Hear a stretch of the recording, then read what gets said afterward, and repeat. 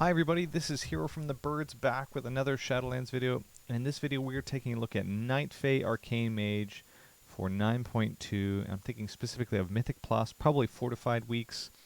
Given our new affix adds a bunch of mobs in, we can start to think about builds that move us away from Kyrian, which is still excellent, and moves us away from spamming Arcane Missiles to build up stacks for giant, Kyrian Touch of the Magi explosive builds.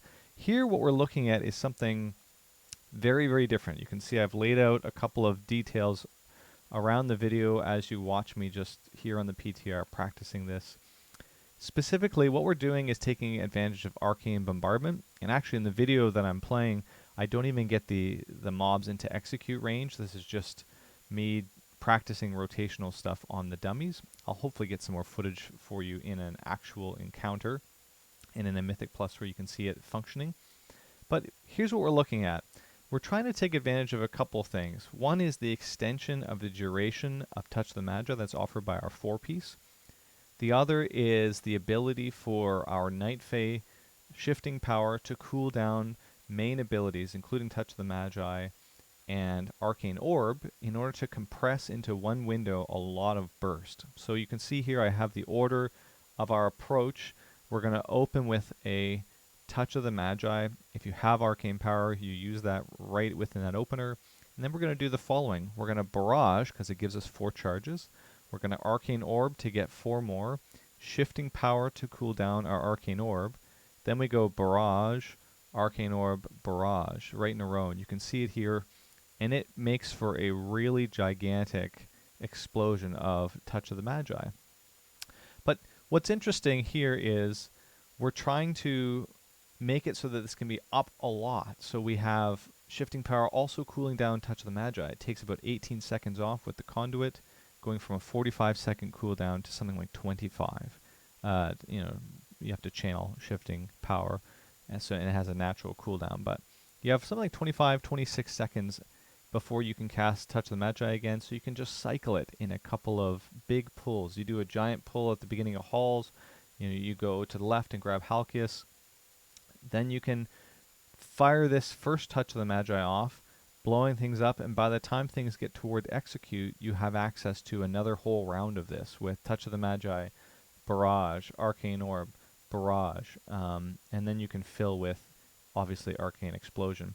There's a couple of other elements to this that make it interesting, including talent choices, but just rotationally, one of the conduits that's helping to make this work is the one that gives Arcane Barrage a chance to give us back more Arcane charges. And that's going to often fill out or smooth out the rotation when we're outside of that window. Barrage, again, remember, does a truckload of damage, and especially when we add in the execute, you can tab target to targets that are in execute range, 35%, fire off a barrage and it'll cleave, and obviously anything that's 35% that it cleaves on will get that extra amplification.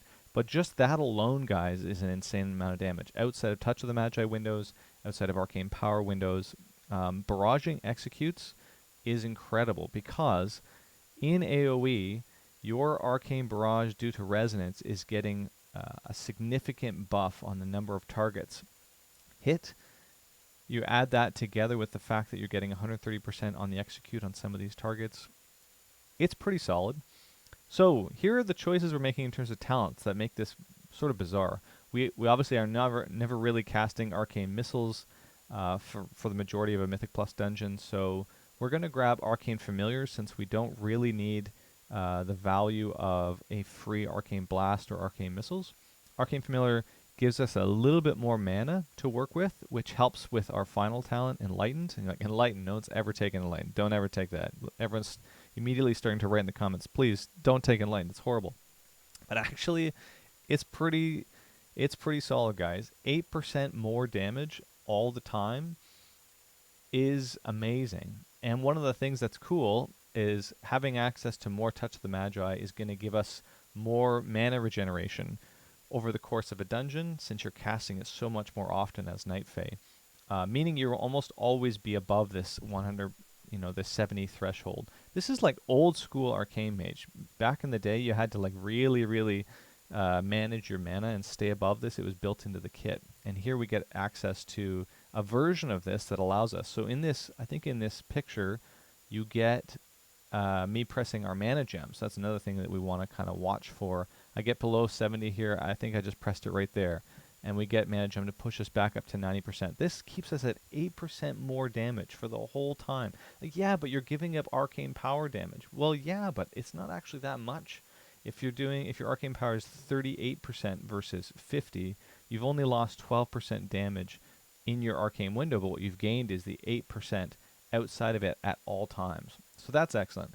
Obviously, I think Rune of Power is probably better than any other option here because our arcane power gives us a free one, and we get to cool it down with shifting power as well, so it's always up for our Touch of the Magi. So that's just something really good, but it's also fairly immobile in terms of Mythic Plus gameplay. You can basically do everything instant cast and move at will, so you can stay within that arcane power window, and you don't have to worry about one of the main dangers for Kyrian mages, which is casting and firing off all kinds of missiles. Mean you have to be stayed still quite a lot. Even if you get clear casting procs, you're still casting arcane missiles to build up stacks over the course of a dungeon, and this frees you up entirely to just be instant cast the whole way along. Even your shifting power, because of the legendary belt, is can be cast while moving. So all of that is really excellent and works with the build. So Arcane Familiar is giving us a little bit more mana to work with, and that's helping us with Enlightened. We get a lot more mana back with Touch of the Magi, so it helps us to stay past that threshold. Rune of Power I've just explained. Resonance I've also explained. It's amplifying the damage for the number of targets we're hitting. And then Arcane Orb. There's another talent that we can use that moves us a little bit toward, it's called Reverberate. It moves us a little bit toward Arcane Explosion spam. It's technically smoother. I don't think it works really well with this build, or I think the way I should say it is, what we've gained from shifting power is access to more Arcane Orb casts, because it will always cool it down in time. And I think that's kind of far more valuable than the smoother version which Reverberate offers, because Reverberate we have to hit 3 targets with Arcane Explosion, and it's only a 50% chance. You know, there was a time when we used to have access to both Reverberate and Arcane Orb and Resonance. They were in different. You just had Orb, I think, naturally, which was awesome. But anyways, we do not have access to that. It's kind of crappy, but c'est la vie. Arcane Orb is excellent, guys, and it works as you can see here in this combo. You have an Arcane Orb up every time for your Touch of the Magi windows, which guarantees you at least 2 barrages into those windows for extra damage. So, and Arcane Orbs is just great outside of those windows. So you basically get 1 Arcane Orb cast outside of each of your Touch of the Magi windows. And you can use that as you will. Just really, really solid, guys. It's so smooth. If you want a spec that can just walk up to a pack and within 2 buttons be completely blasting, and it's instant cast, and you can move all over, and you can do other mechanics and swing back in, I think this version of Arcane Mage is going to completely destroy Mythic Plus next tier, especially as you go higher, where Execute's a little more valuable, because mobs last a little longer, so they're in that 35% window more often.